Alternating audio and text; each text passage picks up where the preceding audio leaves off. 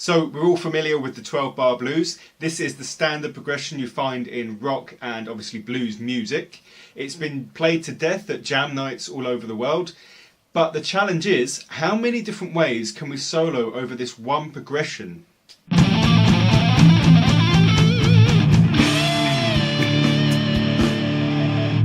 Hey guys, this is Rob, your online guitar teacher. Now I've got a backing track following the 12-bar blues progression in the key of E. That sounds like this.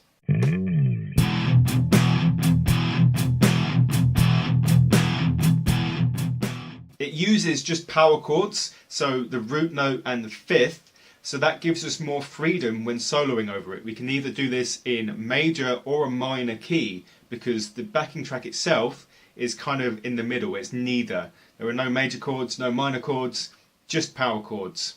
So the first thing that everybody does with this progression, and the first thing you'll learn to do over these kind of chords, is to use the pentatonic scale. So we've got this progression in E. We don't know if it's E major or E minor. So let's take the E minor pentatonic scale and play over the progression in E minor. In case you don't know this scale, I'll put another link in the description to my lesson on the pentatonic scales.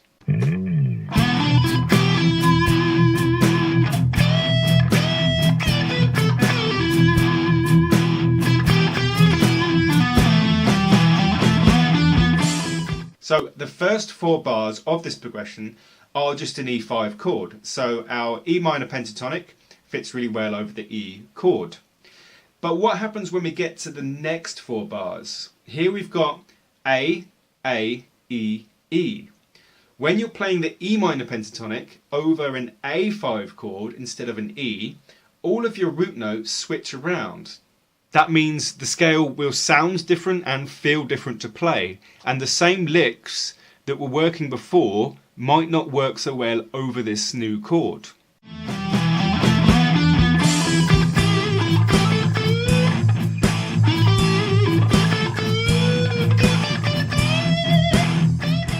In the last 4 bars, we get the same problem again, where we've got B5, A5, E5, and then B5.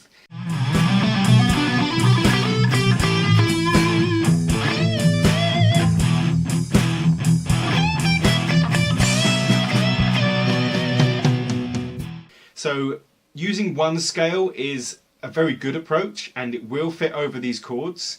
But what about something better? Even though this is the first video I've done on this subject, I'm not just going to leave it at you can use the E minor pentatonic scale over a blues in E, because that's kind of a bit boring and you don't need me to tell you that.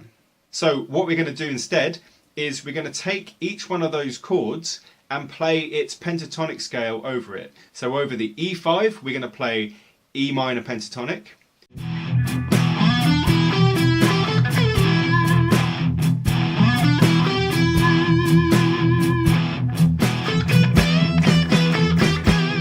Over the B5 we're going to play B minor pentatonic.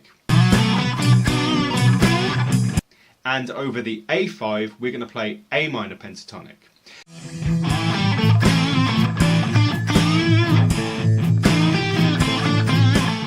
Now this can be a bit more tricky. The first thing you want to do, if you've never done this before, is probably find out where these scales are on the neck and jump between them. This works especially well if you've got licks that you know work well in one shape, because then you can just move the whole lick to the new chord and then move the lick to the next chord. However, if you really want to master this technique, you'll want to be able to play all of these scales in the same position. This means knowing your pentatonic scales all over the neck and knowing where your chord shapes are, because you're going to be targeting different root notes over different chords.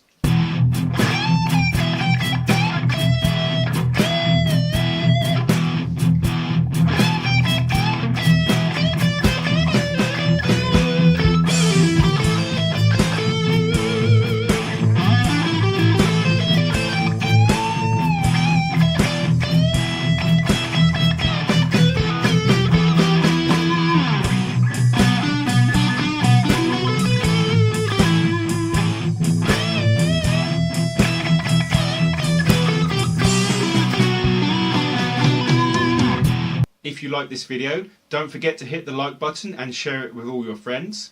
You can also subscribe if you're not already subscribed.